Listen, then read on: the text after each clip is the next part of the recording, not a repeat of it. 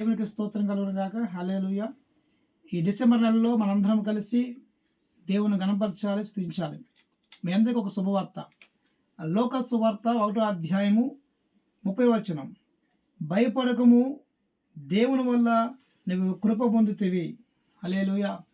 సహోదరి, గడిచిన కాలం అంతా నువ్వు ఏ విషయంలో భయపడ్డావో దేవునికి వాగ్దానం చేస్తా ఉన్నారు.